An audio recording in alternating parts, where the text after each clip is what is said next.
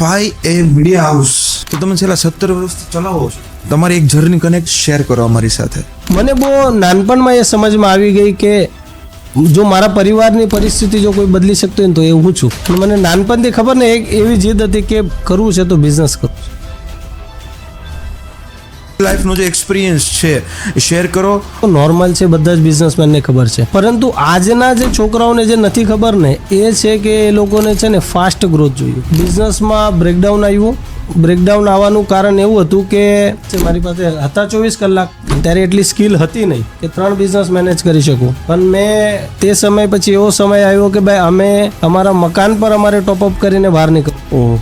5 AM આજે તમે નામ રાખો, આની પાછળ કઈ સ્ટોરી તમારી?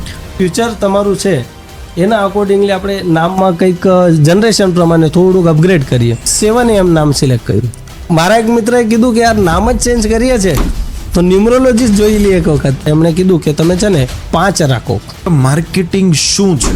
માર્કેટિંગ પણ એસેન્શિયલ છે. એનું કારણ છે તમે એક નાનામાં નાની રીલ્સ બનાવવાથી શરૂ કરો કે કોઈ પણ બ્રાન્ડિંગ કરો, પણ તમે જો નથી કરતા તો પછી એ મિસ્ટેક છે. આજે તો ડિજિટલ માર્કેટિંગ જે ફેસબુક અને ઇન્સ્ટાગ્રામ એની પર તમારા કસ્ટમર છે અને તમે પોતે એની પર નથી.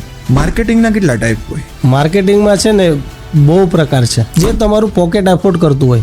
માર્કેટિંગ એટલે ખર્ચો, તો રિયલમાં છે ખર્ચો? નહીં. અને આજે તમે નોટિસ કરો, આજે જે દેખાય છે લોકો એની જ વાહ કરે છે. એ જમાનામાં એવું હતું કે ગ્રાહક તમારા પાસે આવતા હતા કેમ કે એની પાસે ઓપ્શન ઓછા હતા. આજે તમારે રીઝન ઊભા કરવા પડે છે કે તમારી પાસેથી પ્રોડક્ટ કેમ કરે છે સર. ડિજિટલ માર્કેટિંગનો રાઇઝિંગ પીરિયડ કેટલા ટાઈમ સુધી છે? જો એવું ફ્લાયર્સને હજી તમે વેચો છો, એ તો એક ઓલ્ડ ટ્રેડિશનલ મેથડ છે, તો તમે હજી શું કામ એમાં કન્ટિન્યુ કરો છો? એકચ્યુઅલમાં અમુક જે પ્રોડક્ટ્સ હોય ને હંમેશા માટે ચાલશે એવી પ્રોડક્ટ છે. ફિલિંગ જે હ્યુમનનો બહુ મેજર પેરામીટર છે. મોટા મોટા બેનર છે અને ડિજિટલ માર્કેટિંગ, સોશિયલ મીડિયા, તો સોશિયલ મીડિયાથી ફાર હવે આપણને લો કોસ્ટમાં પડતું હોય. હા, કોસ્ટિંગ વાઇઝ ફરક પડે. હા, મોટી કંપની તો એ છે ને હોર્ડિંગ્સ બાજુ વિચારે. એટલા રૂપિયા જો સોશિયલ મીડિયા પર નાખે ને તો એને આજીવન એડ ચાલે. તો કોઈ ડિજિટલ માર્કેટિંગ અને માર્કેટિંગ એરિયામાં કંઈ તમારા માઇન્ડની અંદર બહુ મોટા મિથ્સ આવતા હોય તો જણાવો. કે ભાઈ એડવર્ટાઇઝમેન્ટ આપણે કરીએ તો ખર્ચ થાય. મેટા એડવર્ટાઇઝ ડિજિટલ માર્કેટિંગની અંદર, ટ્રેડિશનલ માર્કેટિંગની અંદર જોવું છે શું કઈ બજેટ હોય નક્કી એનું કે એટલું બજેટ તો તમારે હોવું જોઈએ? એક્ઝામ્પલ કે તમે ₹1,00,000 2,00,000 રૂપિયા તમારો પોતાનો પ્રોફિટ નથી તો હું તમને કેવી રીતે કહું કે તમે 50,000 રૂપિયા એડમાં નાખો? છે કે જ્યારે મંદી આવે ને ત્યારે એડ કરવાનું બંધ કરી દે કે હવે અત્યારે ખર્ચો ન કરે તો શું કહેશો? કે વર્ષના 12 મહિના છે. દેટ ડઝ નોટ મીન કે જેમાં તમારી સેલ ઓછી હોય એને તમે મંદીનું નામ આપી દો. માર્કેટિંગ અને બ્રાન્ડિંગ લોકો કોમન સમજે છે. કોમન છે કે ડિફરન્ટ બે પાર્ટ છે? એ આમ સમજી લો કે ભાઈ ભાઈ જેવું છે.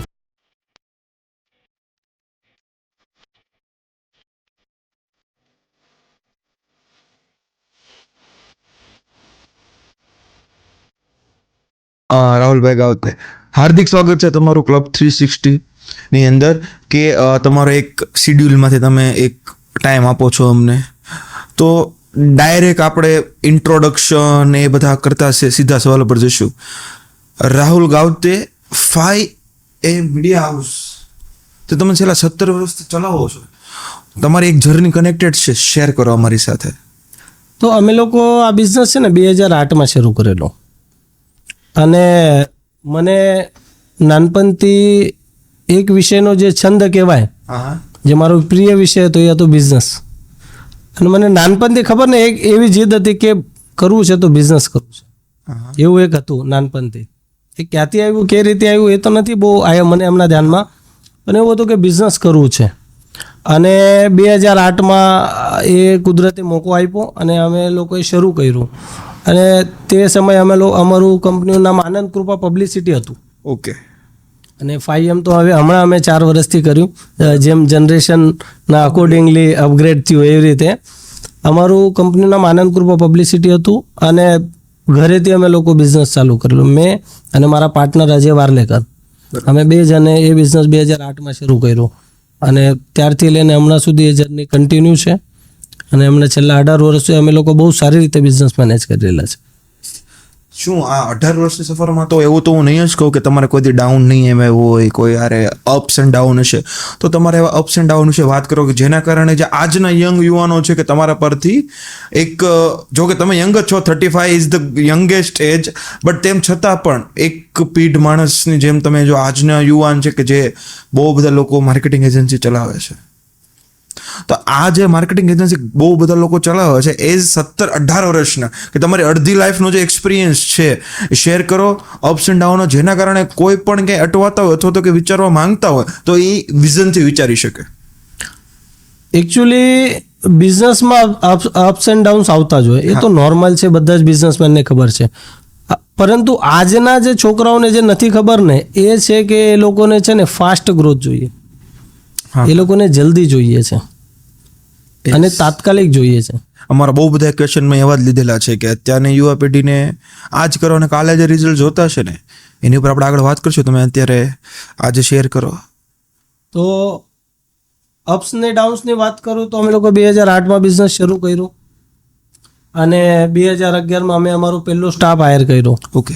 અને ત્યાં સુધી અમારો બિઝનેસ બહુ સારું ચાલ્યો.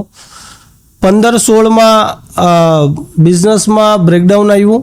બ્રેકડાઉન આવવાનું કારણ એવું હતું કે એક માઇન્ડસેટ થઈ જાય માણસનું કે એક લેવલ પર બિઝનેસ જાય તો મને એવી ઈચ્છા જાગી કે બીજો ત્રીજો બિઝનેસ કરવો જોઈએ. ફોકસ. હા, હટ્યું. હા, તો બીજો ત્રીજો બિઝનેસ કરવો જોઈએ અને 2016-17માં મેં બીજો બિઝનેસ શરૂ કર્યો. એટ ધ સેમ ટાઈમ ત્રીજો પણ શરૂ કરી દીધો. હાલાકી એક બિઝનેસ મારું બહુ સેટઅપ હતું, જે આનંદ કૃપા પબ્લિસિટી મેં તમને કીધું એ સેટઅપ હતું, પણ 16-17માં મેં છે ને બીજો પણ બિઝનેસ શરૂ કર્યો અને ત્રીજો પણ બિઝનેસ શરૂ કરી દીધો. બરાબર. હવે બટ ઓબ્વિયસ છે, મારી પાસે હતા 24 કલાક અને ત્યારે એટલી સ્કિલ હતી નહીં કે 3 બિઝનેસ મેનેજ કરી શકું. પણ મેં બધા બસ મિત્રોએ કીધું અને વાતચીતમાં આવી ગયો અને શરૂ કરી દીધું. અને શરૂ કરી દીધું તો ત્યાં ભયંકર લોસ ખાધો. અને તે સમય પછી એવો સમય આવ્યો કે ભાઈ અમે અમારા મકાન પર અમારે ટોપઅપ કરીને બહાર નીકળવું પડ્યું. ઓહ. એ 2 બિઝનેસ તો બંધ થઈ જ ગયા, પણ ઓલરેડી જે બિઝનેસ ચાલતો તે પણ ડિસ્ટર્બ થઈ ગયો. રાઈટ. કે પેલો જે બિઝનેસ શરૂ કર્યો હોય, બીજું એક સમાજનો ડર હોય, સોસાયટીનો ડર હોય સૌથી મોટો કે હમણાં શરૂ કર્યો બિઝનેસ અને તાત્કાલિક બંધ કરી દઉં. તો એક સેલ્ફ રિસ્પેક્ટ હોય માણસની, અરે યાર આપણે તો 3 બિઝનેસ કરતા હતા અને આજે સડનલી એવું સમય આવી જાય કે 6 મહિનામાં બંધ કરી દે. તો થોડાક સમય સુધી કર્યું, ખેંચ્યું, થોડોક પ્રયત્ન કર્યા કે આને સ્ટાર્ટઅપમાં વ્યવસ્થિત સેટઅપ કરીએ, પણ કંઈ મેળ આવ્યો નહીં અને સારી એવી લોસ કરી અમે લોકોએ. એટલે એમાં સમજમાં આવ્યું કે એકચ્યુઅલમાં કાં તો તમે સ્કિલ ડેવલપ કરો, કાં તો તમે છે ને તમારો જે એક્ઝિસ્ટન્સ બિઝનેસ છે એને એક લેવલનું સેટઅપ કરો પોતે. બરાબર. અને પછી તમે સ્લોલી ધીરે બીજા બિઝનેસમાં જાઓ, 10% જાઓ, 50% જાઓ અને પછી એને છોડો. જ્યારે કે મેં એક પહેલો બિઝનેસ છોડીને ડાયરેક્ટ આ 2 બિઝનેસમાં જમ્પ કરી દીધું. બરાબર. અને એ સમય અમારા માટે બહુ ખરાબ સમય કહેવાય, અમારા માટે બહુ મોટા લેવલ પર અમે લોકો લોસ કરી લે ત્યારે. અને પછી સમજમાં આવ્યું અને ધીરે પછી એ લોસ કવર કરી અને હવે બહુ સારી રીતે અમે લોકો મેનેજ કરી રહ્યા છે બિઝનેસ. 5am આજે તમે નામ રાખો, આની પાછળ કઈ સ્ટોરી તમારી? 5am નામ એકચ્યુઅલી એવું છે, અમારી કંપનીનું નામ આનંદ કૃપા પબ્લિસિટી હતું. પછી અમે લોકો છે ને છેલ્લા 13-14 વર્ષથી રેન્ટના ઓફિસમાં હતા. ઓકે. અને પોતાની ઓફિસ અમે જ્યારે લીધી, મોટી ઓફિસ, તો અમારા આર્કિટેક્ટ સાહેબનું કેવું એવું હતું, મારા મિત્ર છે એમનું કેવું એવું હતું કે યાર આપણે જે રીતે હમણાં બધું સેટઅપ કરવાના છીએ અને જે ફ્યુચર તમારું છે એના અકોર્ડિંગલી આપણે નામમાં કંઈક જનરેશન પ્રમાણે થોડુંક અપગ્રેડ કરીએ. તો મેં કીધું ઠીક છે, તો આપણે કરીએ. અને મારા જે કોચ છે, જે મિત્ર છે, એમણે પણ કીધું કે આપણે કરીએ નામનું છે. કેમ કે મને પણ એમ હતું એટેચ હોય માણસ નામથી. હા, 100%. કેમ કે આટલા વર્ષોથી એ નામ ચાલતું હોય, સડનલી નામ ચેન્જ કરી નાખવું, માણસ એ નામને કંપનીનું નામ ન સમજે, પોતાનું નામ સમજતો હોય. એક્ઝેક્ટલી. તો મને પણ પ્રશ્ન હતો, પણ મારા જે ગુરુ છે એમણે કીધું કે આપણે કરી શકીએ, કોઈ પ્રોબ્લેમ નથી. અને અમે પછી છે ને 7am નામ સિલેક્ટ કર્યું. ઓકે. એટલે અમારા આર્કિટેક્ટ સાહેબે જે 3-4 નામ સિલેક્શનમાં લાવ્યા ત્યારે 7am નામ સિલેક્શન આવ્યું. ઓકે. હવે કંપનીમાં જે કંપનીના જે ડોક્યુમેન્ટરી છે બધી એ મારા પાર્ટનરના નામ પર છે. બરાબર. તો અમે એકચ્યુઅલી બહુ માનતા નથી, પણ મારા એક મિત્રએ કીધું કે યાર નામ જ ચેન્જ કરીએ છે તો ન્યુમરોલોજીસ્ટ જોઈ લઈએ એક વખત. તો વિષય ત્યાં પહોંચી ગયો. મેં કીધું ઠીક છે, હવે આપણા જ તમારા મારા જેવા મિત્ર કહેતા હોય તો આપણે એમ કે ભાઈ ઠીક છે યાર એ કહે છે તો કરીએ. સાચું કે તો જે આંકડા શાસ્ત્રવાળા અમારા મિત્ર હતા એમણે કીધું કે તમે છે ને 5 રાખો 7ની જગ્યાએ. બરાબર. અને 5 આમ પણ જે પંચ તત્વ કહેવાય છે અને માણસનું શરીર 5 એનાથી બનેલું છે એવું કહેવામાં આવે છે. મને તો બહુ નોલેજ નથી એ વિષયમાં, પણ એ મારા મિત્રએ કીધું કે 5 જે છે ને એ તમારા માટે બહુ શુભ રહેશે અને તમારી બહુ પ્રગતિ થશે. અને ખરેખર અમારી બહુ પ્રગતિ થઈ 4 વર્ષમાં. વાહ. હવે તમે 5am જે મીડિયા હાઉસ છે એમની અંદર માર્કેટિંગ સર્વિસ આપો છો. રિયાલિટીની અંદર આજે ક્લિયર કરો કે માર્કેટિંગ શું છે? તો માર્કેટિંગ જો આજે તમે ખરેખર જોવા જઈએ ને, જે રીતે તમારી ઓફિસ, જેમ કે આજે તમને ઓફિસ લેવી પડશે, તમે ઓફિસ વગર કામ નહીં કરી શકો. તમને સ્ટાફ રાખવો જ પડશે, તમને ઓફિસમાં એસી લગાવવી જ પડશે, ફર્નિચર બનાવવું પડશે. આ સર્ટન વસ્તુ એસેન્શિયલ છે. એઝ ઇટ ઇઝ છે ને માર્કેટિંગ પણ એસેન્શિયલ છે. એક સમય આપણાને ખર્ચો સમજતા હતા. એક્ઝેક્ટલી. બરાબર છે. એક્ઝેક્ટલી. આજે તમે જો મોટી કોઈ પણ કંપની લઈ લો, જેની વસ્તુ તમે વાપરતા હોય એને કોઈ જરૂર નથી માર્કેટિંગની, 100%. બ્રાન્ડિંગની કોઈ જરૂર નથી, તો પણ એ કરે છે. એનું કારણ છે એ લોકોએ છે ને એનું સાયન્સ સમજી લીધું છે કે જો દિખતા હૈ વહી બિકતા હૈ. જો તમે જે સારી સર્વિસ આપો છો, એક્ઝામ્પલ તમે કોઈ પ્રોડક્ટ વેચો છો કે તમારી ફેક્ટરી બહુ સારી છે, તમારી પ્રોડક્ટ બહુ A1 ક્વોલિટીની છે, પણ લોકોને ખબર નથી, તો એ પ્રોડક્ટ વેચાશે કે રીતે? બરાબર. તો એડવર્ટાઇઝમેન્ટ કરો કે ડિજિટલ માર્કેટિંગ કે કોઈ પણ પ્રકારનું બ્રાન્ડિંગ જે હોય ને એ આજે એસેન્શિયલ બની ગયું છે. આજે તમે એક નાનામાં નાની રીલ્સ બનાવવાથી શરૂ કરો કે કોઈ પણ બ્રાન્ડિંગ કરો, પણ તમે જો નથી કરતા તો પછી એ મિસ્ટેક છે. આજે મારો વ્યક્તિગત અનુભવ છે, તમે કોઈ પણ એજન્સીથી કામ કરાવો પણ જો તમે એડવર્ટાઇઝ નથી કરાવતા ને તો એ બહુ મોટી મિસ્ટેક છે. એટ ધ સેમ ટાઈમ તમારા જે પણ કસ્ટમર છે એ સૌથી વધારે, આપણે કોઈ એક પ્રોડક્ટની વાત કરીએ તો ડિજિટલ માર્કેટિંગ જે ફેસબુક અને ઇન્સ્ટાગ્રામ જે માર્કેટમાં લીડર છે એની પર તમારા કસ્ટમર છે અને તમે પોતે એની પર નથી. ઓકે. એટલે ઇન ધ સેન્સ કે ખરીદનાર છે તો પણ વેચનાર જ નથી. તમારી એક્ઝામ્પલ કોઈ પ્રોડક્ટ તમે વેચો છો તો તમારી પ્રોડક્ટ, તમારો કસ્ટમર ક્યાં છે? ફેસબુક ઇન્સ્ટાગ્રામ ડિજિટલ પર છે, તમે પોતે જ ત્યાં નથી. બરાબર. અને પછી તમે એક્સપેક્ટ કરો છો કે તમને, અને તમારા કોમ્પિટિટર ત્યાં પહોંચી ચૂક્યા છે એટલે તમને એ બાજી મારીને એ તમારા કસ્ટમરને તમારી જે પણ વેલ્યુએશન છે બસ એ જ થશે, વાઇન્ડ અપ કરશે. 100%. માર્કેટિંગના કેટલા ટાઈપ હોય? માર્કેટિંગમાં છે ને બહુ પ્રકાર છે. ઓકે. પણ 2-3 મેજર વસ્તુ છે ને. એક માર્કેટિંગ આવે તમારે લોકો સુધી પહોંચવાનું અને એક અવેરનેસ કરવાની. ઓકે. એક માર્કેટિંગ આવે કે તમે રિસ્પોન્સની અપેક્ષા રાખો છો, અને એવા ઘણા પ્રકાર આવે. ઓકે. પણ બોટમ લાઈન એ માર્કેટિંગ, બ્રાન્ડિંગ ને એડવર્ટાઇઝમેન્ટ કોઈ બી પ્રોડક્ટની એવી હોય કે તમારે લોકોની સામે કોઈ પણ માધ્યમથી પહોંચવાનો પ્રયત્ન નિરંતર શરૂ રાખવાનો. બરાબર. હું એમ કહેતો જ નથી કે તમે સિઝનમાં કરો કે ઓફ સિઝનમાં કરો, નિરંતર. જે રીતે તમે 365 દિવસ ઓફિસે આવો છો એ રીતે તમારું ઓનલાઈન પ્લેટફોર્મ હોય કે ઓફલાઈન કોઈ પ્રોડક્ટ હોય કે તમે જે બજેટ બનાવો છો એમાં તમે એડવર્ટાઇઝમેન્ટ કરાવો, એ આજે એસેન્શિયલ છે. કોઈ પણ પ્રકારે કરાવો, તમને જે બજેટમાં જે પ્રોડક્ટ ફાવતી હોય બરાબર એ પ્રોડક્ટમાં. પણ એસેન્શિયલ થઈ ગયું છે આજે માર્કેટિંગ, અને એના ઘણા પ્રકાર છે. પછી તમે ફ્લાયર્સ પ્રિન્ટ કરો, ન્યૂઝપેપર આપો, હોર્ડિંગ્સ કરાવો, સોશિયલ મીડિયા પર જાઓ, તમારા રીલ્સ બનાવો, તમે કોઈ મોડલ હાયર કરો, બરાબર ને, તમારું કેમ્પેન કરો, પેડ કેમ્પેન, કોઈ પણ પ્રોડક્ટ કરો જે તમારું પોકેટ એફોર્ડ કરતું હોય. પરંતુ જો તમે બ્રાન્ડિંગ નહીં કરશો તો તમે માર્કેટમાં દેખાશો નહીં અને તમારા કોમ્પિટિટર તમને બીટ કરશે. નાની તો નાની શરૂઆત કરો. બરાબર છે. માર્કેટિંગની અંદર છે ને એક મિથ છે કે ભાઈ માર્કેટિંગ એટલે ખર્ચો. તો રિયલમાં છે ખર્ચો? નહીં. મારું પર્સનલ વ્યક્તિગત માનવું છે, અને હું એડવર્ટાઇઝના બિઝનેસમાં છું એટલે નથી કહેતો, કેમ કે એટ ધ સેમ ટાઈમ હું રિયલ એસ્ટેટનું પણ કામ કરું છું. અને હું રિયલ એસ્ટેટમાં 365 દિવસ એડ કરું છું. પણ હું એને ખર્ચો એટલે નથી માનતો, કેમ કે એક્ઝામ્પલ કે તમે કોઈ બી પ્રોડક્ટ બનાવો છો, સર્વિસ બનાવો છો, અને એ સર્વિસ બહુ સારી પણ વેચો છો, તમે રિઝનેબલ પ્રાઇસમાં પણ વેચો છો, તમારી ફ્રી ડિલિવરી આપો છો, જે તે તમારી સર્વિસ છે. પણ લોકોને જાણકારી નથી તો તમારી સામે એક સવાલ ઊભો થાય, એનું વેચાણ કઈ રીતે થશે? અને આજે એ જમાનો નથી કે તમે કોઈ શોપ ઓપન કરી હા. અને કસ્ટમર શાંતિથી આવશે, આહા, કારણ કે કસ્ટમર આજે તમારા મારા કરતા એડવાન્સ છે. 100%. અને આજની જે દાખલા તરીકે આપણે 22-25 વર્ષના છોકરાઓની જે વાત કરીએ, હા એ લોકો તો બધું સર્ચ કરીને જ પ્રોડક્ટ ખરીદે છે. હા 100% છે. આજે તમારો મારો ભત્રીજો હોય કે તમારો મારો ભાઈનો છોકરો હોય અને 20-22 વર્ષનો હોય, એને તમે કોઈ પ્રોડક્ટ સજેસ્ટ કરો ને, તે છતાં પણ એ ચેક તો કરશે જ. હું તો 20-22 ના, મારો વ્યક્તિગત અનુભવ છે. લાસ્ટ 3 to 4 days પહેલા મારા ભાણિયાભાઈ આવેલા છે મામા મહિનો કરવા માટે. એટલે મેં એમને એક કીધું કે ચાલો આપણે સામે એને શોપ છે ત્યાં એને એક હેડફોન લેવાતા લઈ આવીએ.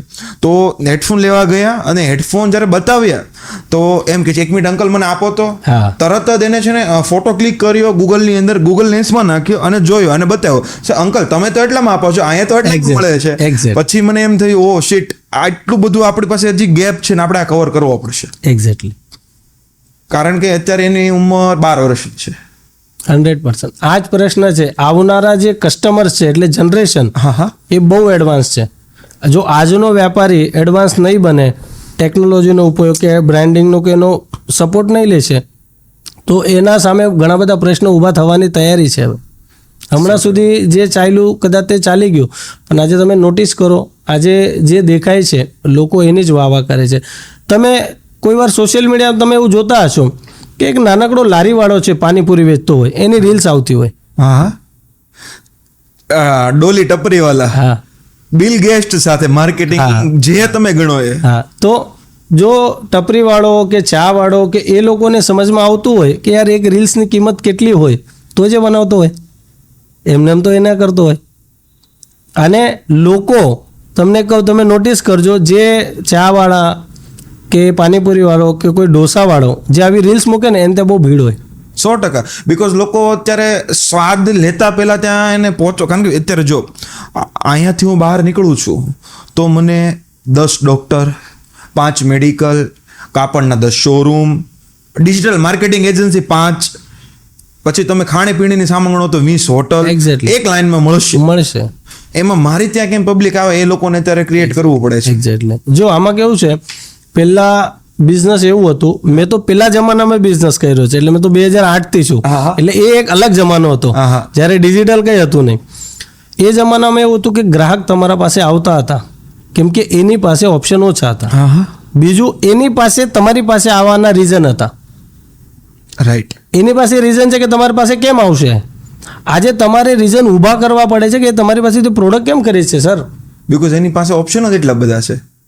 એક્ઝામ્પલ કે હું કોઈ ક્લાયન્ટનું સોશિયલ મીડિયાનું પેકેજ 25,000 મહિનાનું બનાવું છું અને બીજો પણ 25,000નું બનાવે છે, તો મારે મારી સર્વિસમાં એવું કંઈક બતાવવું પડશે 100%. કે તમે મારી પાસેથી એડ કેમ કરાવો. મારી પાસે એવા શું કારણો છે જેનાથી તમે મને કામ આપો. USP કેમ કે create કરવા હા, પડશે. ઘણા લોકો છે એવા.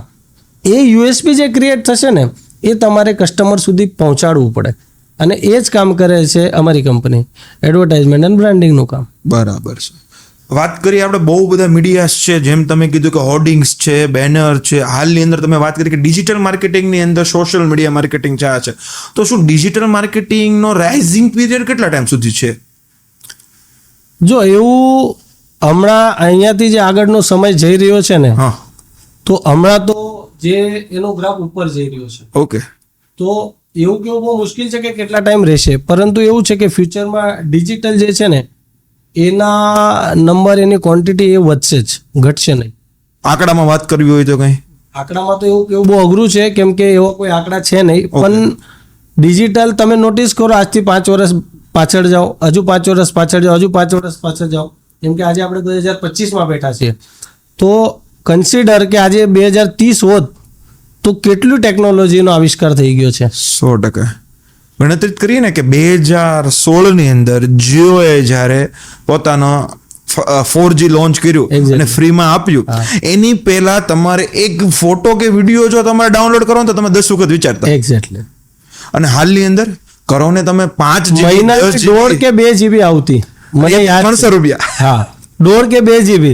અને હું જ્યારે ફોન વાપરતો ને, જ્યારે આ આવતું ને, હું 70% ટાઈમ નેટ બંધ રાખતો કે પૂરું નહીં થઈ જાય. હા હા, અને ઓબ્વિયસ છે બીકોઝ પ્રીપેડ સિસ્ટમ હતી ને, પોસ્ટપેડ હતી, બિલ મોટા મોટા આવી જાય. એક્ઝેક્ટલી.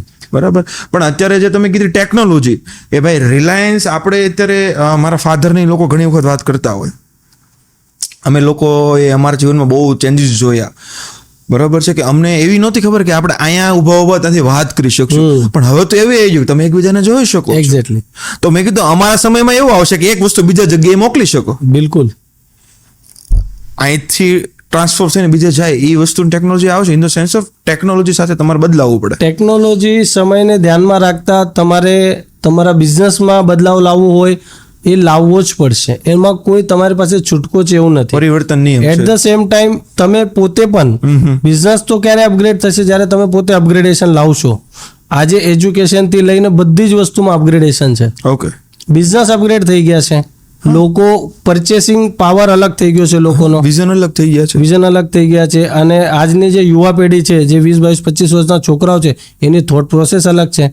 જેમ કે દાખલા તરીકે તમે ને હું નાના હતા ને ત્યારે પપ્પા આવતા ને પછી આપણે ક્યારેક પાવભાજી ખાવા બહાર જતા. હા, આજે જઈએ છીએ, આજે તો સીધું ઓનલાઈન ઘરે આવી જાય છે. 100%. તો આટલો ફરક હમણાં છેલ્લા 10 વર્ષ 15 વર્ષમાં જે પણ એક પિરિયડમાં આપણે જોયો. તો આવનારા વર્ષોમાં ટેકનોલોજી વધવાની છે અને તમારે એના માટે તૈયાર રહેવું છે. અને જે તૈયાર નહીં રહેશે પછી એ માર્કેટથી બેક થશે. તો તમે તૈયારીની વાત કરી, તો તમે કીધું હોર્ડિંગ્સ ને ફ્લાયર્સ ને હજી તમે વેચો છો, એ તો એક ઓલ્ડ ટ્રેડિશનલ મેથડ છે, તો તમે હજી શું કામ એમાં કન્ટિન્યુ કરો છો? એકચ્યુઅલમાં અમુક જે પ્રોડક્ટ્સ હોય ને એ જે કહેવાય ને હંમેશા માટે ચાલશે એવી પ્રોડક્ટ છે. જેમ કે હું તમને પેપરનું ઉદાહરણ આપું. હું પેપર વિશે જેટલું મારી પાસે એનું એસેસમેન્ટ છે, પેપર ક્યારે બંધ નહીં થશે. કારણ? કેમ કે એક્ઝામ્પલ કે તમે બુક વાંચો છો, હા, બરાબર ને? હા હા. આપણે કોઈ બુક વાંચી અને એ બુક તમે ડિજિટલ વાંચો, બહુ ફરક પડે. અને ફિઝિકલ વાંચો. કેમ કે એને ટચ કરવાનું જે એક હ્યુમન સાયન્સ છે, એ ફીલ જે છે ને એ તમને પેજમાં જ આવશે. ઇન ધ સેન્સ ઓફ કે હ્યુમન સાયકલ કરતા આપણે કંઈક એની જે શું કહેવાય, એની જે ફીલ છે એની સાથે તમે કનેક્ટેડ છો. બરોબર છે. એ ઇમોશન્સ છે એ નથી બદલાવાના. કેમ કે તમે નવી બુક લાવો છો, હા, એને ખોલો છો, એને જુઓ છો, એને ફીલ કરો છો તમે. ઓકે. ફિલિંગ જે હ્યુમનનો બહુ મેજર પેરામીટર છે, જેની પર જીવન એનું ડિપેન્ડ હોય. એને તમે ખોલો છો, પછી જુઓ છો મેં આજે નવી બુક લાવ્યો, એનું આ ટાઇટલ છે, અચ્છા એમાં આ ફોટો છે, અચ્છા હું આજે આ વાંચીશ. પછી આપણે માર્ક કરવાની આદત આપણને નાનપણથી છે, આ ઇમ્પોર્ટન્ટ વસ્તુ છે, એ તમે ડિજિટલમાં ક્યાં કરી શકશો? અહીંયા પહોંચો છું તો અહીંયા પેજ મૂકી દઉં. Okay, right. એના માટે જે પ્રોડક્ટનું તમે કહો, જેમ કે હોર્ડિંગ્સ છે, ન્યૂઝપેપર એડ છે, કે એ જે ઓફલાઈન પ્રોડક્ટ જે છે ને એ પ્રોડક્ટો ચાલશે. બરાબર છે. હા, એ પ્રોડક્ટો ચાલશે. બીકોઝ ઇમોશન્સ છે સાથે. ઇમોશન્સ છે અને સર્ટન વસ્તુ જે છે ને એમાં નાનો મોટો બદલાવ આવી શકે, એ બંધ નહીં થશે. હા, એક રાઈટ. નાનો મોટો બદલાવ આવશે. જેમ કે આજે આ માઇકથી આપણે વાત કરીએ છીએ, તો પેલા નાના માઇક હતા, મોટા માઇક હતા, આમ ચોરસ હતા, ઊભા હતા, પણ માઇક તો છે જ માર્કેટમાં. બરાબર છે. એનું અપગ્રેડેશન આવશે. હા, ઓફલાઈન પ્રોડક્ટમાં જે છે ને અપગ્રેડેશન આવશે, પણ ઓફલાઈન પ્રોડક્ટ બંધ થશે ને એ ચાન્સીસ ભવિષ્ય મને તો નથી દેખાતું. એવું નહીં થશે, બંધ નહીં થશે. બરાબર છે. પણ એવું થતું હોય ને કે ભાઈ હોર્ડિંગ્સ છે, પછી મોટા મોટા બેનર છે, અને ડિજિટલ માર્કેટિંગ, સોશિયલ મીડિયા, તો સોશિયલ મીડિયા એનાથી ફાર હવે આપણને લો કોસ્ટમાં પડતું હોય. હા, કોસ્ટિંગ વાઇઝ ફરક પડે. હા, કોસ્ટિંગ વાઇઝમાં તમને સોશિયલ મીડિયામાં ઓછા ખર્ચમાં થાય છે, એ એક પેરામીટર હોય છે. પરંતુ ઘણી વખત કેવું હોય, જેમ કે કોઈ MNS કંપની, મોટી કંપની, તો એ છે ને હોર્ડિંગ્સ બાજુ વિચારે. બરાબર. કેમ કે એને માટે જે છે ને એક થોડીક રીચ પ્રોડક્ટ હોય, બધા કરતા ના હોય, એ દિશામાં વિચારે. જેમ કે આપણે જોઈએ છે ક્રિકેટમાં આટલા કરોડો રૂપિયા જે એક્સપેન્સ કરે છે લોકો, શું કામ કરતા હશે? એટલા રૂપિયા જો સોશિયલ મીડિયા પર નાખે ને તો એને આજીવન એડ ચાલે, આજીવન. બટ એક શું કહેવાય, શાખ, એક ક્રેડિટ માટે એને કરવું પડે. ક્રેડિટ માટે કરવું પડે, એક બ્રાન્ડ માટે કરવું પડે, અને એનો કોમ્પિટિટર કરે છે એટલે પણ કરવું પડે, કોમ્પિટિટર નહીં કરે છે એટલે પણ કરવું પડે. તો ઘણા બધા વેઝ હોય છે કે એ પ્રોડક્ટ્સ એના માટે કરે છે. કેમ કે મોટી મોટી કંપનીઓ હોય, એનો એક્સપેન્સીસ કે એડવર્ટાઇઝમેન્ટ એનું બધું બજેટ હોય, પછી એની ટીમ હોય, તો એના ટીમમાં બી અલગ અલગ વિચારના લોકો હોય છે, અને એના કન્સિડર કરીને એ લોકો બધી પ્રોડક્ટો કરતા હોય છે. બરાબર છે.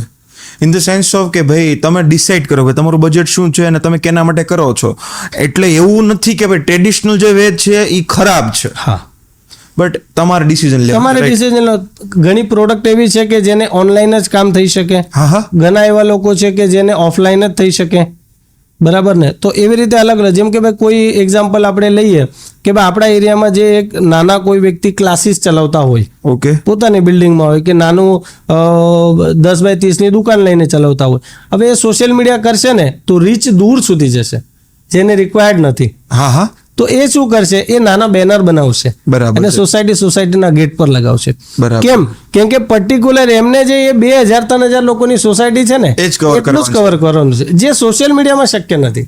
બરાબર છે. એ સોશિયલ મીડિયામાં પર્ટિક્યુલર એ સોસાયટીમાં એડ કરવું એ પોસિબલ ના હોય. તો આ રીતે પણ કસ્ટમર ઓફલાઈન પ્રોડક્ટમાં વિચારે.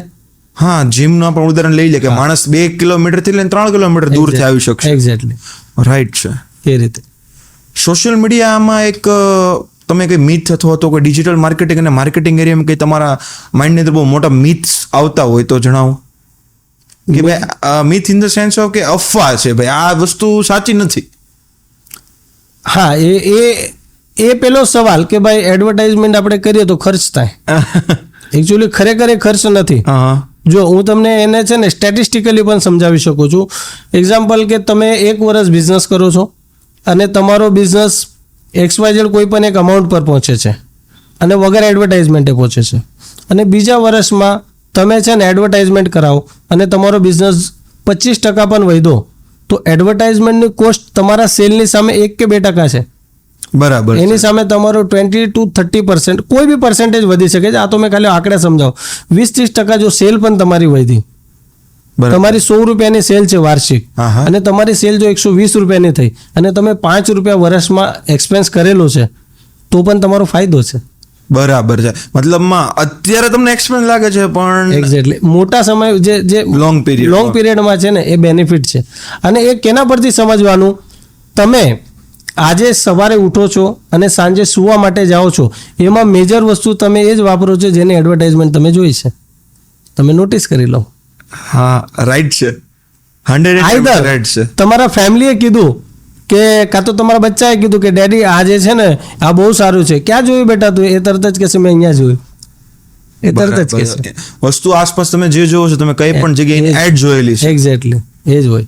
પછી તે કેમેરા છે તો પણ ભલે, લાઇટિંગ છે તો પણ ભલે, માઇક છે તો પણ ભલે. અને તમે એડવર્ટાઇઝમેન્ટ, જો એડવર્ટાઇઝમેન્ટમાં કેવું હોય કે તમે એડવર્ટાઇઝમેન્ટ કરો છો, તમે લાખો લોકો સુધી પહોંચો, ગ્રાહક આવે તમારી પાસે 1000, પણ તમારી રીચ તો લાખ લોકો સુધી પહોંચી ગઈ, ઓળખાણ તો થઈ. હા, હવે 1000 લોકો આવ્યા 1 લાખ લોકોમાંથી, તો 99,000 લોકોને જે દિવસે જરૂર પડશે ને, અને તમે ફ્રિકવન્ટલી એની સામે આવો છો ને, તો એ લોકો આજે ને કાલે તમારું નામ લઈને તમારા સુધી પહોંચશે જ.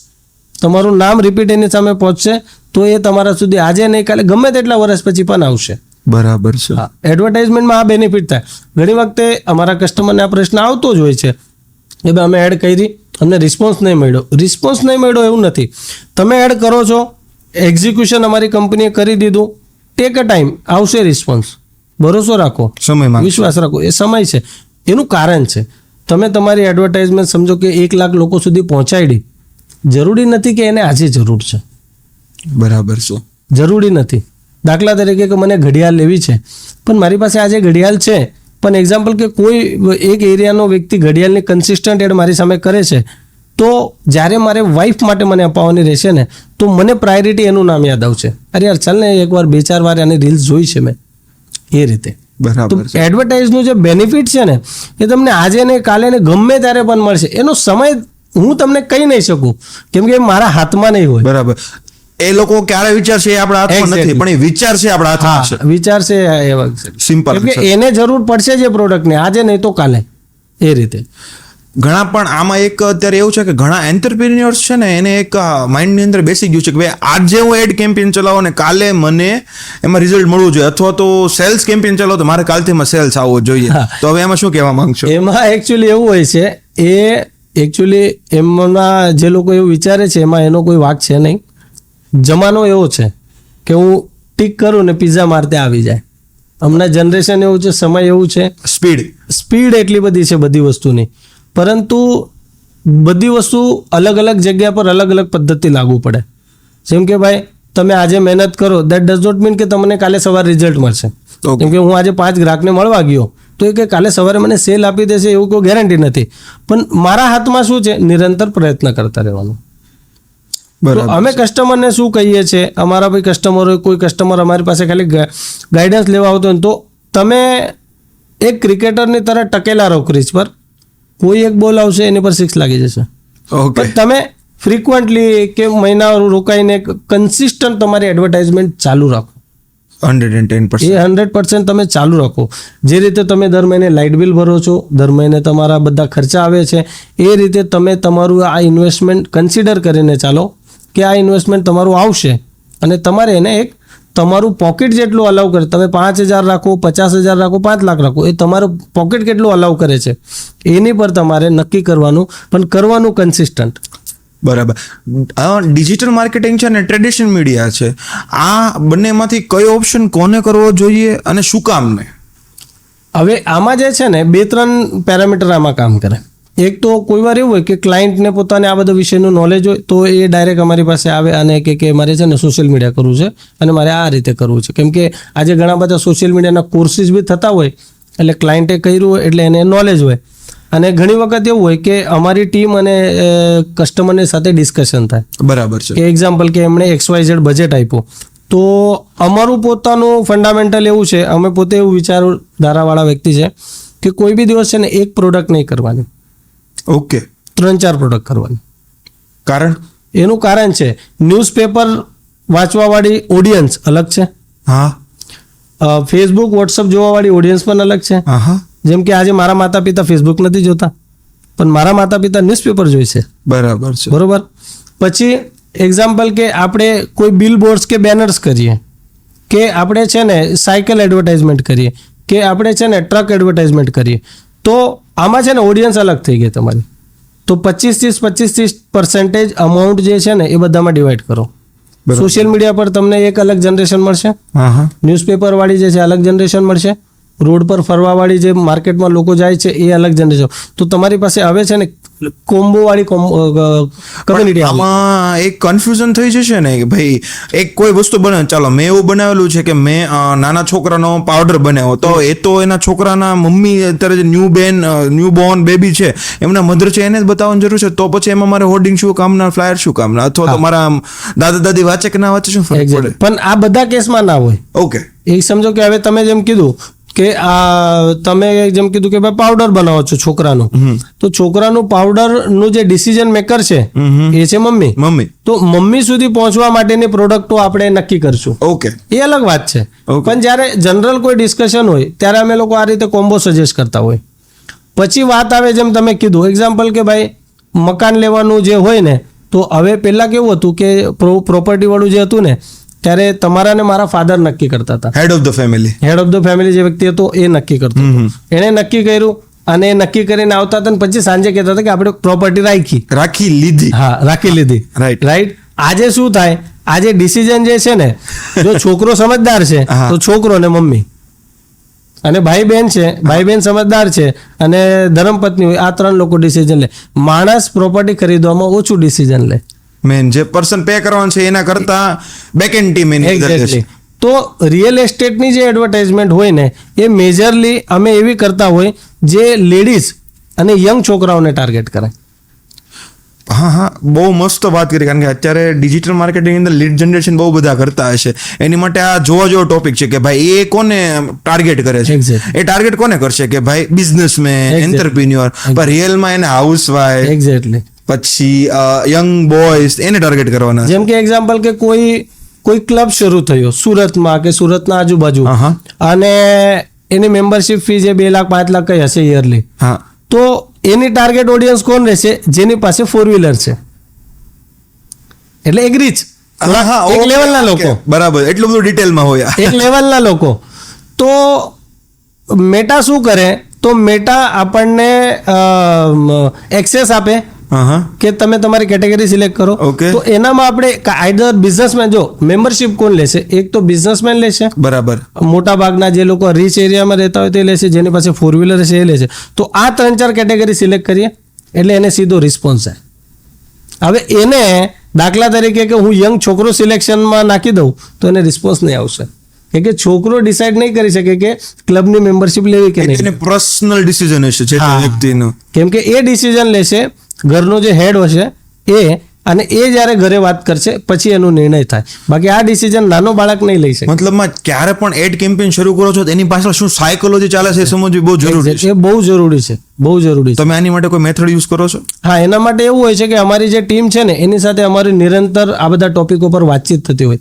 વીકલી અમારી ટ્રેનિંગો થતી હોય. એમાં છે ને આ બધા ટોપિક ડિસ્કસ થાય કે કઈ કેટેગરીનું કેવી રીતે આપણે પ્લાન આપવાનું, કઈ કેટેગરી આવે તો કોને શું કહેવાનું, ટાર્ગેટ ઓડિયન્સ કેવી રીતે સેટ કરવાની, પછી જો આ પ્લાન ફેલ થાય તો આ પ્લાન પર જવાનું. આવું છે ને અમારું કન્સિસ્ટન્ટ ડિસ્કશન થતું હોય. બરાબર છે. અને કોઈ બી કેમ્પેન ચાલુ થતા પહેલા છે ને 2-5 દિવસ છે ને પહેલા અમે આખું એસેસમેન્ટ કરી લઈએ. કેમ્પેન ડાયરેક્ટ સ્ટાર્ટ નથી કરતા કે આ ક્લાયન્ટ છે, પહેલા એની સાથે ઓનબોર્ડિંગ મિટિંગ પણ કરી લઈએ, કસ્ટમરની સાથે વાતચીત કરી લઈએ કે એમનું શું પ્લાન છે, એમને એક્ઝેક્ટલી પહોંચવાનું ક્યાં છે, એને રીચ ક્યાં કરવાનું છે, ઓડિયન્સ કઈ ટાર્ગેટ કરીએ, પછી આ અમારો અનુભવ કહીએ અને પછી એનું પ્લાનિંગ બને. પહેલા કસ્ટમરને પૂછો છો કે ભાઈ તમારે શું જોતું છે, તમારી એઝ અ માઇન્ડ કે તમારા માટે ટાર્ગેટ ઓડિયન્સ કઈ છે, પછી તમે તમારો એમાં એક્સપિરિયન્સ એડ ઓન કરીને એક્ઝેક્ટલી. કેમ કે ઘણી વખત જેમ મેં તમને કીધું કસ્ટમર પણ ઘણા નોલેજેબલ છે આજે, તો એને પણ આઈડિયા હોય તો એ અમને એકદમ રેડીમેડ પ્લાન આપે કે મને છે ને ABCD આ રીતે જવું છે, દેટ્સ ઇટ, ઓકે,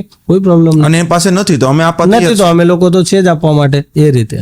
કોઈ પણ માણસને મેટા એડવર્ટાઇઝ ડિજિટલ માર્કેટિંગની અંદર, ટ્રેડિશનલ માર્કેટિંગની અંદર જોવું છે બિઝનેસમેનને, તો શું કઈ બજેટ હોય નક્કી એનું કે એટલું બજેટ તો તમારે હોવું જોઈએ?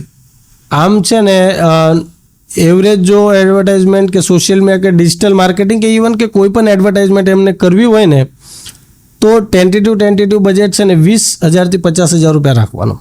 બરાબર છે.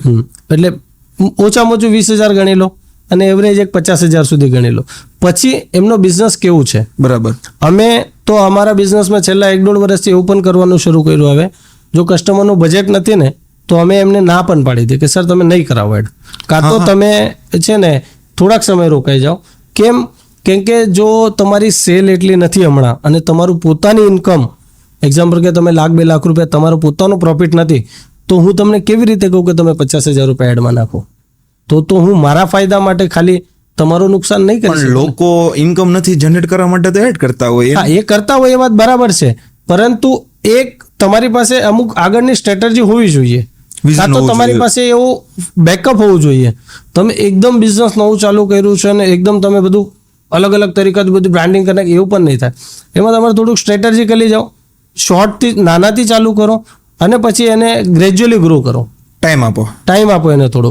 કેમ કે જો મેં તમને 2-3 વખત આ પોઈન્ટ કીધું, કન્સિસ્ટન્સી છે ને બહુ મહત્વની છે. બરાબર છે. તમે એકવાર બ્રાન્ડિંગ કરી પછી તમે બંધ કરી દીધું, સર 4 દિવસ પહેલા તમે ને મેં શું ખાધું ને તમને મને નથી યાદ, બોલો.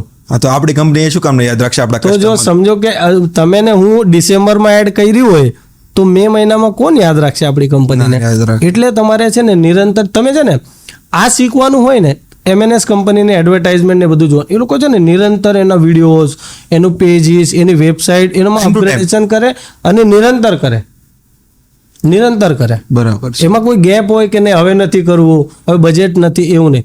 એ લોકોનો ઓલરેડી બજેટ ફાળવેલો હોય છે. એક બીજો પણ મિથ છે કે જ્યારે મંદી આવે ને ત્યારે એડ કરવાનું બંધ કરી દે કે હવે અત્યારે ખર્ચો ન કરે. તમે કીધું એમ કે ખર્ચા ગણતા હોય તો શું કહેશો આમાં? તો મારી પાસે જ જવાબ છે, પણ મારે તમારો ઓપિનિયન જાણવો છે. એકચ્યુઅલમાં છે ને મંદી, મારી પર્સનલ બિલીફ સિસ્ટમ છે, મંદી જેવું કંઈ હોતું નથી. બરાબર. હા, એવું હોય છે કે વર્ષના 12 મહિના છે, એમાં તમારું જાન્યુઆરી ટુ એપ્રિલ સિઝન છે અને વરસાદ પડે ત્યારે તમારી ઓફ સિઝન હોય છે અને પછી તમારી દિવાળીમાં સિઝન હોય છે. આ એક સ્ટેટિસ્ટિકલી પાછલા 5, 10, 15 વર્ષનો ડેટા કહેતો હોય છે. દેટ ડઝ નોટ મીન કે જેમાં તમારી સેલ ઓછી હોય એને તમે મંદીનું નામ આપી દો. બરાબર છે. એટલે પહેલા તો મંદી છે એ છે ને એક માણસે બનાવેલી દુનિયા છે અને એવું બોલીને માણસ છે ને એની પાછળ છુપાઈ જાય છે. બરાબર. તમે આપણે સામાન્ય વાત કરીએ કે જ્યારે આપણે એમ કહીએ મંદી છે તો આપણામાં ઉર્જા આવે કે ઉર્જા જતી રહે? આપણી જતી રહે, ઓબ્વિયસ. તો તમે ઓફિસે બેસીને ઓફિસ એટલે એક આપણું મંદિર હોય, આપણું પરિવાર હોય, ત્યાં બેસીને તમારી ઉર્જા બહાર કાઢી રહ્યા છો, એટલે નેગેટિવ ઉર્જાને જન્મ આપી રહ્યા છો. Yeah. મંદી છે બોલીને. બરાબર છે. એકચ્યુઅલી હું તો ઘણા વખતથી પ્રેક્ટિસમાં છું. હું તો મારા મિત્રોને પણ કહું છું જે લોકો વ્યવસાય કરતા હોય છે, મંદી જેવું ખરેખર કંઈ હોતું નથી. હા, ફ્લેક્ચ્યુએશન સીઝન ઓફ સીઝન છે. સિઝન ઓફ સિઝન અમારું પણ છે ને એડવર્ટાઇઝમેન્ટનું જે છે ને જુલાઈ મંથ જે હોય હા, એમાં કોઈની સિઝન નહીં હોય, કારણ કે જુલાઈ મંથમાં મોસ્ટલી બહુ વરસાદ હોય, ક્લાસીસની સિઝન જસ્ટ ગઈ હોય અને ઓગસ્ટથી દિવાળીના બધા પ્લાન ચાલતા હોય, એટલે જુલાઈમાં મોટા ભાગે કોઈ બહુ એડવર્ટાઇઝ કરાવે ને એટલે નવા ક્લાયન્ટ નથી આવતા. પણ મેં ક્યારે પણ 18 વર્ષમાં એવું નથી કીધું કે જુલાઈમાં મંદી હોય છે. હા, જુલાઈમાં ફ્લેક્ચ્યુએશન હોય, સેલ 25-30% સેલ ઓછો હોય છે, પણ એનો મતલબ હું એને મંદીનું નામ આપી દઉં અને પછી ખાલી આખું પાછળ છુપાઈ જાય. જુલાઈ પાર્ટી કરું, એ કોઈ વ્યાજબી નથી. ઉલટીકના હું તો કહું કે જે ટાઈમે તમને એવું લાગે કે સેલ ઓછો છે કે સમય એવો છે કે તમે બહુ માર્કેટમાં જશો કે એફર્ટ આપશો તો પણ તમારો બિઝનેસ ગ્રોથ કે સેલ્સ આવશે નહીં, તો પછી ઓફિસમાં બેસીને પ્લાનિંગ કરો ને. પ્રોબ્લેમ શું છે?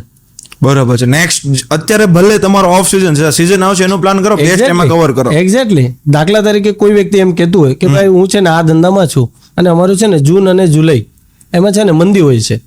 અગ્રી, મંદી છે, પણ તું મંદીમાં આગળ જે તેજી આવવાની છે એનું પ્લાન જ કરી લે. બરાબર છે. કસ્ટમરને જઈને એમને મળી આવો 100%. અને એ રીતે મળો કે સર ઓગસ્ટમાં કંઈ કામ હોય તો કહેજો. એટલીસ્ટ એટલું તો આપણા હાથમાં છે. હા હા, એકચ્યુઅલમાં વ્યક્તિ મંદી કહીને એની પાછળ છુપાઈ જાય છે અને એફર્ટ બંધ કરી દે છે. આ મંદી જે વ્યક્તિ કહેતા હોય ને એણે પોતાનું એસેસમેન્ટ કરવાનું. હું કહું છું એની પર નહીં જવાનું. તમે જો મંદીના દુનિયામાં જીવન જીવો છો તો તમારા એફર્ટ છે ને બંધ થઈ જાય, તમારા એફર્ટ આવે નહીં. 100% છે. બહુ બધી માર્કેટિંગ એજન્સી છે, બરાબર છે. એમાં તમે 5M હાઉસ જે છે, 5M મીડિયા હાઉસ, કઈ કઈ સર્વિસ આપો છો તમે? અમારી પાસે છે ને ટોટલ નાની મોટી બધી પ્રોડક્ટ ગણીને છે ને 50+ પ્રોડક્ટ છે, ઓકે. જેમાં ડિજિટલ માર્કેટિંગ, સોશિયલ મીડિયા, એટલે ડિજિટલની ઘણી બધી પ્રોડક્ટ છે, ઓફલાઈનની પણ ઘણી બધી પ્રોડક્ટ છે. અમારી જે એક બ્યુટી કહી શકો યા અમારી યુનિકનેસ કહી શકો, અમે છે ને પર્ટિક્યુલર કોઈ એક પ્રોડક્ટ નથી વેચતા. બરાબર એટલે છે. કસ્ટમર અમારી પાસે આવે ને એનો બેનિફિટ શું છે કે એ જો અમારી પાસે બ્લાઇન્ડ પણ આવે ને તો અમે એને છે ને એકદમ રાઈટ ડિરેક્શનમાં ગાઈડ કરશું. બરાબર કેમ કે અમારી પાસે એક પ્રોડક્ટ નથી. દાખલા તરીકે કે તમે કોઈ એક પ્રોડક્ટ લઈને બેઠા છો, Okay. કોઈ હોર્ડિંગ્સ વાળો હોય કે ન્યૂઝપેપરનું હોય, તો એ એક પ્રોડક્ટ લઈને બેઠો હોય તો ક્લાયન્ટ પાસે જશે તો બટ ઓબ્વિયસ છે એ પ્રોડક્ટને ઓફર કરશે. પણ અમારી પાસે છે ને મલ્ટિપલ પ્રોડક્ટ છે, ઓકે. તો જો એને ન્યૂઝપેપર મહત્વનું છે તો અમે એને સજેસ્ટ કરશું. એના માટે હોર્ડિંગ્સ મહત્વના છે, એને રેડિયો એડ મહત્વની છે, એને ટ્રક એડ મહત્વનું છે, ડિજિટલ LED મહત્વની છે. તો એ રીતે છે ને અમે પછી એની સાથે ડિસ્કશનમાં નક્કી કરીએ કે બરાબર. આમના માટે કયું પેકેજ સારું રહેશે, બજેટ કયું સારું રહેશે અને કઈ પ્રોડક્ટ સારી રહેશે. એવી રીતે છે ને અમારી પાસે 50+ પ્રોડક્ટ છે. બરાબર છે.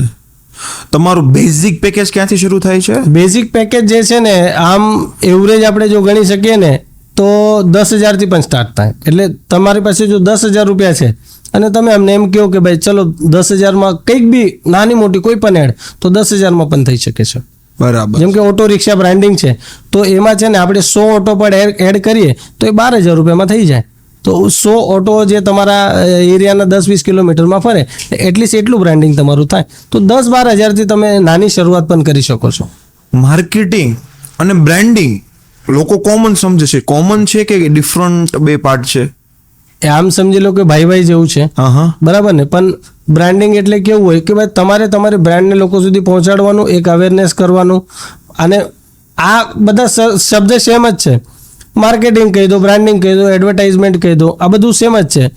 બ્રાન્ડિંગ એટલે કે ભાઈ તમે લોકો સુધી પહોંચો છો, તમારી બ્રાન્ડ ત્યાં સુધી પહોંચાડો છો. માર્કેટિંગ એટલે કે ભાઈ તમે કોઈ માર્કેટિંગ કરો છો જેનાથી અવેરનેસ ફેલાય છે. એડવર્ટાઇઝમેન્ટ એટલે બધી વસ્તુ તો એક જ છે, કઈ બહુ લાંબો ફરક નથી હા, હા. આમાં મોટા ભાગે. બરાબર છે. એ રીતે ભાઈ ભાઈ છે. બધી આખી જર્નીની વાત કરી. હવે જે મને બહુ ક્યુરિયોસિટી થાય છે, રાહુલભાઈ ગાવતે 35 યર્સની જે એજ છે, આખી એજની જર્ની જણાવો મને. આખી એજમાં એવું છે કે મેં મરાઠી છું, મહારાષ્ટ્રથી છું. મહારાષ્ટ્રમાં એક નંદુરબાર જિલ્લો છે, એમાં એક નાનકડું ગામ છે, 3-4 હજાર પોપ્યુલેશનનું ગામ છે અમારું. અને અમે લોકો એટલે કે મારા ફાધર સુરતમાં છે ને 78માં આવ્યા. ઓકે. હા, 78-79માં આવ્યા અને એમના કોઈ ફ્રેન્ડ અહીંયા રહેતા હતા અને એમની સાથે કંઈ આવ્યા અને નાની મોટી જોબ કરવાની એમની સાથે શરૂ કરી. ત્યારે મારા ફાધર અનમેરિડ હતા અને એ સમયમાં આવ્યા 82માં મેરેજ છે મારા મમ્મી પપ્પાના. અને અમે લોકો 2 બેન ને 1 ભાઈ, અમે ટોટલ 3 ભાઈ બહેન છે. એ બધાના મેરેજ થઈ ગયા છે.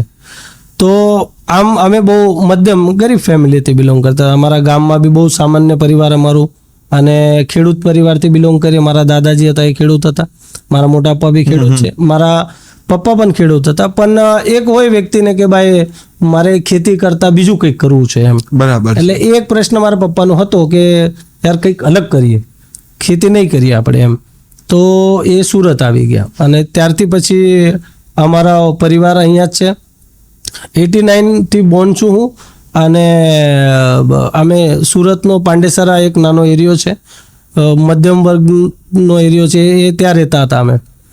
અને ત્યાંથી ધીરે ધીરે પછી પણ મને છે ને એક જીદ હતી. મેં જે 92, 93, 95 જેમ જેમ સમજણ વધી તો ગરીબી તો બહુ જઈ કે પહેલાંથી જ પરિવાર મધ્યમ વર્ગનું ગરીબ વર્ગ હતું. તો મને એવું હતું કે યાર જીવનમાં કંઈક કરીએ આપણે. એટલે જ્યારથી સમજણ આવી ત્યારથી, કયા વર્ષમાં બહુ સમજણ આવી હવે એટલું મને નથી, પણ એવું હતું કે યાર જીવનમાં કંઈક કરીએ આપણે એવું કંઈક કરીએ કે જે એક નોંધ થઈ જાય, એક ઇતિહાસ બની જાય, નોટિસેબલ આવે. હા, એવું કંઈક કરીએ જીવનમાં. તો એ છે ને નાનપણથી જીદ હતી. અને ખબર નહીં એ એક ઈશ્વરની શક્તિ કહી દો યા પરમાત્માના આશીર્વાદ, મને બહુ નાનપણમાં એ સમજમાં આવી ગઈ કે જો મારા પરિવારની પરિસ્થિતિ જો કોઈ બદલી શકતો હોય ને તો એ હું છું. બરાબર છે.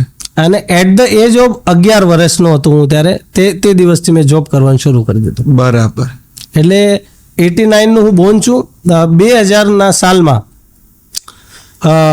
મેં છે ને પહેલાં મારી જોબ શરૂ કરી ચાની દુકાન પર. ઓકે. ચાના દુકાન પર હું જોબ કરતો. એમાં એવું કરતો મેં કે સવારે સ્કૂલ હોય મારી 7 વાગ્યાની, 12-1 વાગે ઘરે આવું અને 2-2:30 વાગે ચાના દુકાન પર જાઉં અને પછી સાંજ સુધી રહેવાનું. એમાં છે ને મને 10 રૂપિયા મળતા મહિનાના? નહીં, રોજના 10 રૂપિયા. Okay okay. તો ત્યારે કેવું હોય કે ભાઈ તમે આજે આવ્યા તો આ 10 રૂપિયા લો, હિસાબ ક્લિયર. હિસાબ રાખવાનો ને તમે મહિને મળે ને અઠવાડિયે એવું કાંઈ નહીં. તો એવી રીતે પછી જે રસના લારી પર કામ કર્યું એ રીતે જ, કોઈ વાર અહીંયા જવાનું, કોઈ વાર ત્યાં જવાનું, એ રીતનું. સવારે સ્કૂલ કરવાની અને બપોર પછી આ રીતે રસના લારી પર, ચાના લારી પર કામ કરવાનું. એ મેં 2 વર્ષ કર્યું. પછી મારું 10માનું ભણતર આવ્યું એટલે પછી મેં એ સ્ટેપ આઉટ કર્યું જોબ. મેં કીધું હમણાં ભણી લઈએ. અને એકચ્યુઅલી મને બહુ ભણવામાં રસ હતો નહીં ખરેખર, કેમ કે જ્યારથી મને એમ ખબર પડી કે ભાઈ આપણી પરિસ્થિતિ એટલી કંઈ ખાસ છે નહીં. મારા ફાધર 3-4-5 હજારની જોબ કરતા અને એજ્યુકેશનમાં ત્યારે ઓછા પૈસા લાગતા, પણ એટલીસ્ટ ત્યારે એટલા પણ નહોતા. ત્યારે એટલા પૈસા બી નહીં હોય કે 2000-5000 રૂપિયાનું એડમિશન કરીએ. તો 10મું મેં ભણ્યો. પછી મેં ITI કર્યું. પણ 10માનો ભણ્યા પછી મેં તરત જ એવું વિચાર્યું કે હવે આપણે કંઈક થોડુંક અલગ લેવલથી કામ કરવાનું શરૂ કરીએ, જે થોડુંક સારી આવક આવે. આ યાર 10-10 રૂપિયા કરીને કે દિવસે ભેગું કરશે. તો ફાઇન્ડિંગ ચાલુ હોય અને પેલો નિયમ કે ભાઈ તમે જહા ચાહે વાર આય, કે ભાઈ તમે જે શોધો છો એ તો તમને મળશે.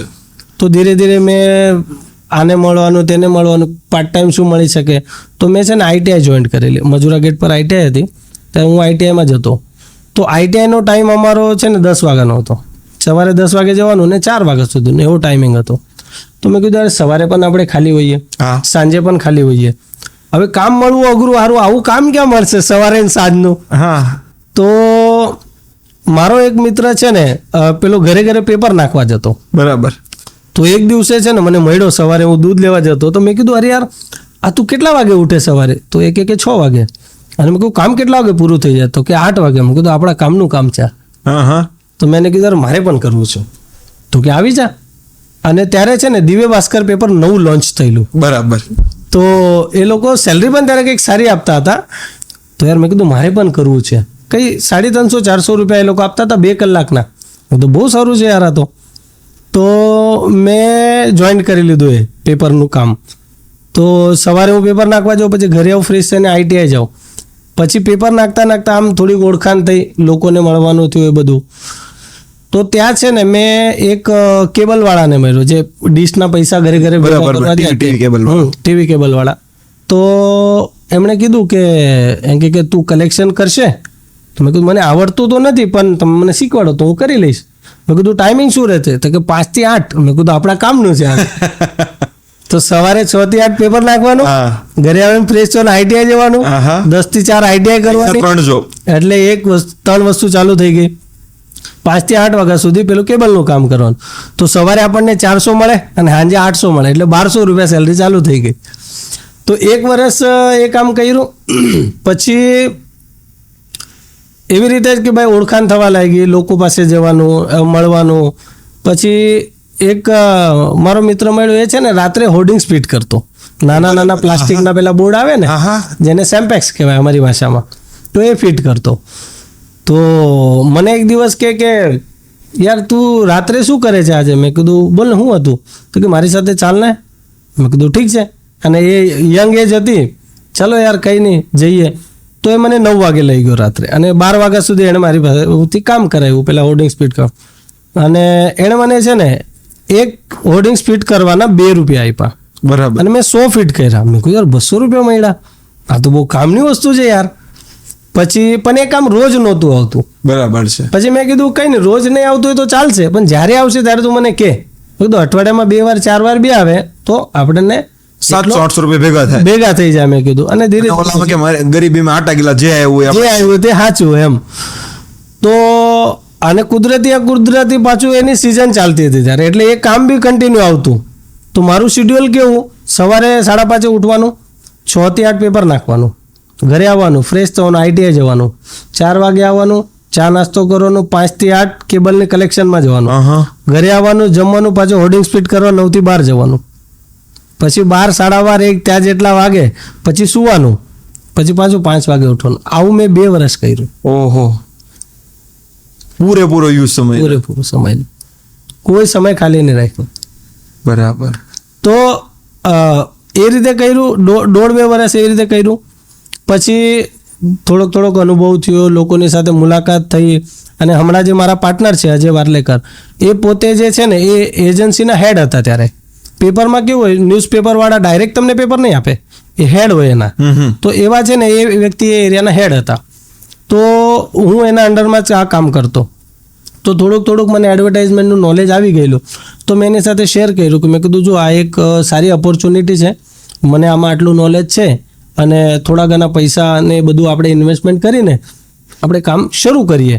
અને આમાં પ્રોફિટ ધોરણ બી સારું છે, અને દિવસના કામ આવશે, રાત્રે હું પોતે જ બોર્ડ ફિટ કરી દઈશ, એટલે આપણું કોસ્ટિંગ બી ઘટશે. તો એને લાગ્યું કે વિચાર સારો છે, કરી શકાય. તો અમે લોકોએ સ્ટાર્ટ કર્યું. તો કામ પણ કુદરતી આવવાનું શરૂ થઈ ગયું, કામ પણ સારું આવવા ચાલુ થયું. તો જેમ આમાં કામ વધ્યું તો બટ ઓબ્વિયસ છે, પેલી બાજુ હવે તો સમય જ ખતમ થઈ ગયો, કે આખો દિવસનું શેડ્યુલ જ એવું હતું કે બીજું કંઈ થાય નહીં. અને ત્યારે મારી આઈટીઆઈ પણ કમ્પ્લીટ થઈ ગયેલી, અને આમાં મને ઓપોર્ચ્યુનિટી દેખાવી, એટલે મેં આઈટીઆઈમાં બહુ આગળ વધ્યો નહીં. અને પછી મેં અને મારા પાર્ટનરે ડિસ્કસ કરીને એવું વિચાર્યું કે આપણે છે ને કંઈક એવું ડિસિઝન લેવું પડે, તારે 1-2 જોબ છોડવી પડશે. કેમ કે એક બાજુ જોબ છે, એક બાજુ બિઝનેસ છે, અને આને બિલ્ડ કરીએ છીએ પાછું. તો પછી મેં ધીરે એ ન્યૂઝપેપરવાળું મૂક્યું, ધીરે કેબલનું મૂક્યું, અને આઈટીઆઈ તો કમ્પ્લીટ જ થઈ ગયેલી. તો મેં 3 વસ્તુમાંથી ફ્રી થઈ ગઈ. તો હું ફૂલ્લી પછી આ બાજુ કરવામાં લાગ્યો. તો એ દિવસથી હું સેલ્સમાં હતો. એ દિવસથી, એ 2007-8નો સમય, તે દિવસથી પછી હું જાતે કસ્ટમરને જવાનું, મળવાનું, અને પછી રાત્રે જે કામ તે કરવાનું. મારા પાર્ટનરને જેટલો સમય મળતો હતો એ પેપરનું કામ કર્યા, પછી એ રીતે કર. અને ત્યાંથી પછી છે ને બિઝનેસની એક જર્ની શરૂ કરી, અને એ રીતે પછી ધીરે છે ને આગળ વધ્યા. બરાબર છે. અને ફેમિલીની વાત કરીએ તો 2003માં મારા મોટા સિસ્ટરના મેરેજ થયા. અને અમારામાં કેવું હોય નોર્મલી કે ભાઈ મેરેજ થાય ત્યારે જે ખર્ચ હોય ને તે છોકરી પક્ષવાળા ઉઠાવતા હોય. બરાબર છે. તો ઓલરેડી પપ્પાની જે આવક હતી તે ઓલરેડી લિમિટેડ, ઘરમાં ખાવાવાળા 5 જણા, અને બીજું કોઈ આવક નહીં. તો મોટા બેનના મેરેજ થયા 2003માં, 2008માં નાના બેનના મેરેજ થયા. તો 2008માં જે છે ને ત્યારે મારા સામે છે ને બહુ પ્રશ્નો ઊભા હતા. જેવી રીતે કે એક તો બધા નાના મોટા કામ કમ્પ્લીટ કરીને બિઝનેસમાં ડાયવર્ટ થવાનું, એક સાઈડ સિસ્ટરના મેરેજ, એનો ખર્ચ ઉઠાવવાનો, અને એ બધા જે બહુ પ્રશ્ન હતા. અને ઘણા બધા પ્રશ્ન એવા હતા કે એમાં પછી શું કરું શું નહીં કરું એવું બધું હતું. પણ મારી મમ્મીએ મારા પપ્પાનો બહુ સારો સપોર્ટ હતો. એમણે કીધું કે ઠીક છે, તને કરવું છે તું કર. હવે આના પછી જે મેઇન પ્રશ્ન ઊભો થયો, મારા સિસ્ટરના મેરેજ તો થઈ ગયા 2008માં. અમે જે તે ફંડ મેનેજ કરવાનું તે મેનેજ કરી લીધું. 2008 પછી તો બિઝનેસ ગ્રો થયો, તો બટ ઓબ્વિયસ છે થોડુંક ઇન્વેસ્ટમેન્ટ જોઈશે બિઝનેસમાં. તો ઇન્વેસ્ટમેન્ટ માટે પૈસા હતા નહીં. બરાબર. હવે કરવાનું શું?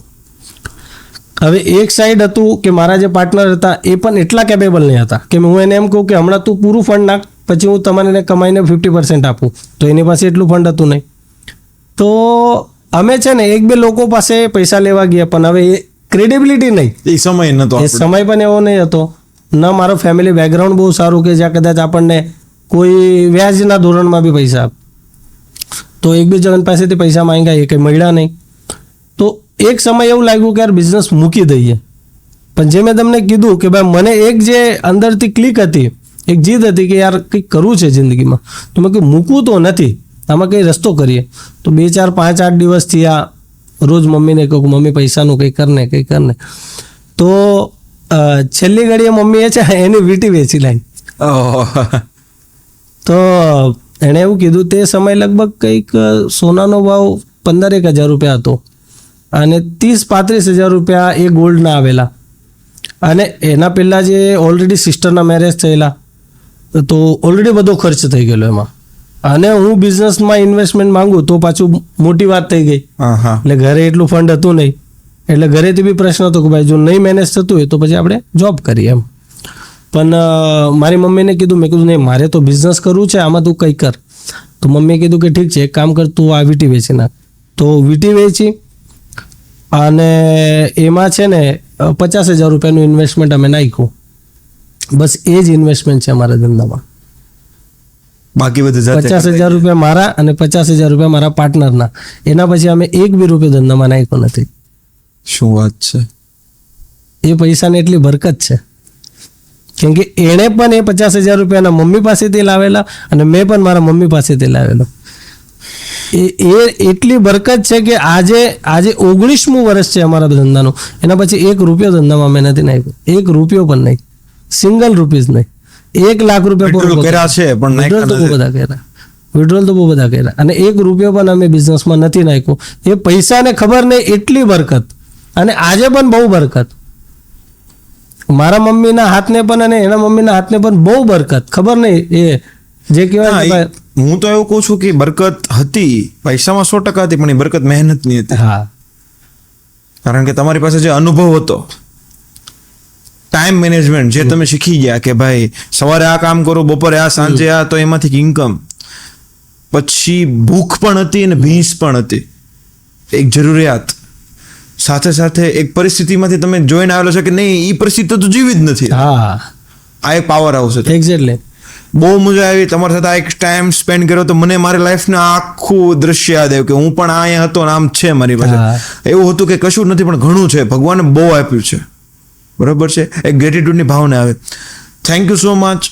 થેન્ક યુ સો મચ કે તમે આજે આવ્યા અને અમને જે ટાઈમ આપ્યો ને જે આ તમારો ઓપોર્ચ્યુનિટી ક્રિએટ કરી, કે જેના કારણે મારા લાઈફના બહુ બધા કોન્સેપ્ટ ક્રિએટ થયા, અમારા બહુ બધા ઓડિયન્સના લાઈફના પણ કોન્સેપ્ટ, જે હાર્ડ કોન્સેપ્ટ ક્રિએટ થશે ને ક્લિયર થશે. Thank you so much sir. Thank you so much. Thank you.